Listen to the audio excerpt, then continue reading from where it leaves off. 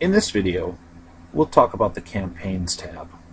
Start by clicking Campaigns. From here you can see all of the campaigns you currently have running, and you can edit them, or delete them, or generate a QR code for them that when scanned will pre-populate a customer's SMS message with your keyword. We can also import campaigns from the spreadsheet that's available for download to you at the bottom of the page. Let's add a campaign. We click Add Campaign and we give it a title.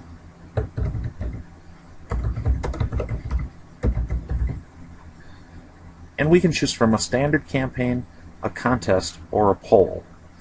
For this, we're going to choose Standard Campaign.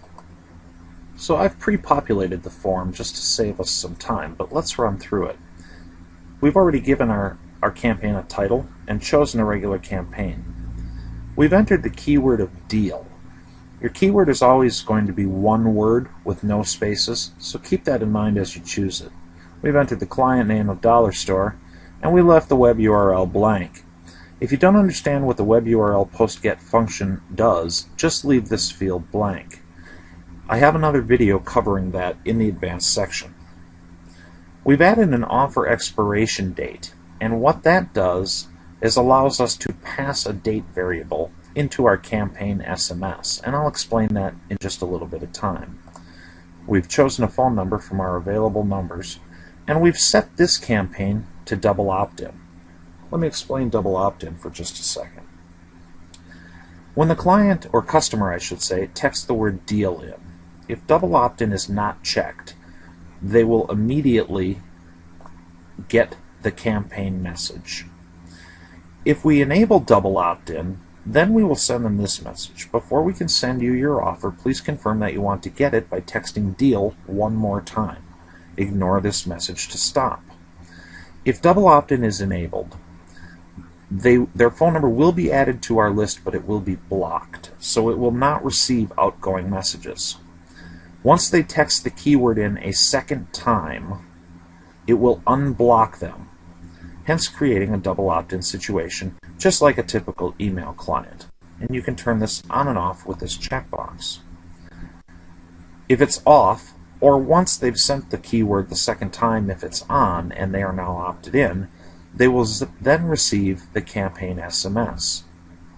This is your deal link, and I just put a 1 in here, and I'll explain why in a minute. This is your deal link 1, expires %date%, and that's right here in the tooltip as well.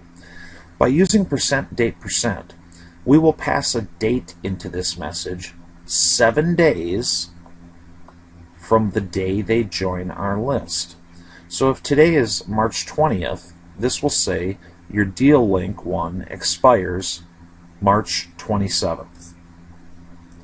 We can also enable split testing, which adds a second message box to our campaign SMS section. When split testing is enabled, when these go out, every other customer will get every other message. And that will allow you to test different links or different deals or different offers or different text to see which converts better. In the if member, this is the message they will get if they are already on our deal list. If you don't want to use this message, simply leave it blank. We can add unlimited autoresponders to any SMS campaign, and to do that, we simply add the number of days we want the autoresponder to go out. So if they text in today, and today is March 20th, this message will go out 5 days later on March 25th at the time specified. Now we can also pass the date variable into an autoresponder message, and those days are set right here. So in the first message, we told them their deal was going to expire in 7 days. So now we have another message saying, don't forget your deal expires, that's going out 5 days later, so we need to only add 2 more days to make this date match this date. I hope that makes sense. If this was set for 7, then here we would tell them it's expiring on the 27th, and here we would tell them it's expiring on the 31st, or 32nd, I guess, the 1st of next month. So the offer expiration date is message specific. So this 7 days applies to these two messages, or this one message.